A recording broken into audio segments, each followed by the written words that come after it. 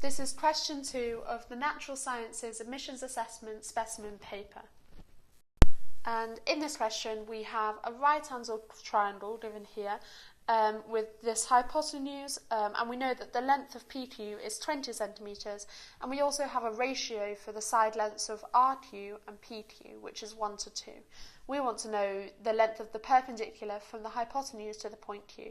I've labelled that on X. So what we're going to do for this question is we're going to consider this angle theta and try to get two expressions in terms of theta and x, which we can then solve simultaneously to find x. So the first thing to do is to find the length of RQ and PR. So why don't you have a go at doing that now? So the way to do this is to use the ratio that we've been given. So we're given that RQ to PQ is 1 to 2.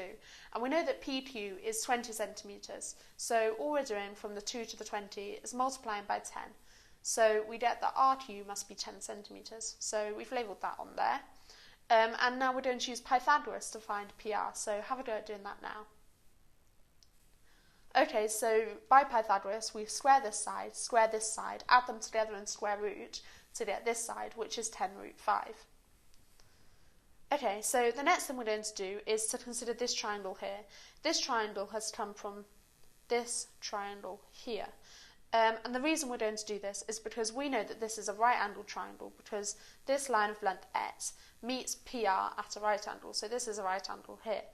And so we can use what we know about right-angled triangles to get an equation for theta and x involving the 10 we've just worked out. So have a go at doing that now.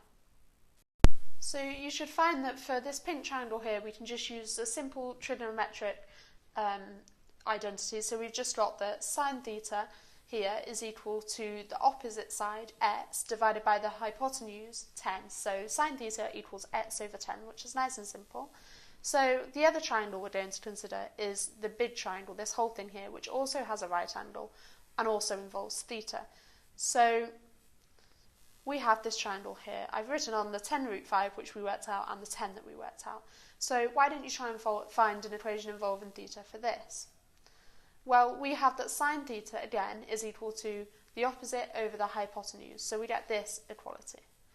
So we can solve this because we know that here sine theta is equal to x over 10, and here sine theta is equal to 20 over 10 root 5.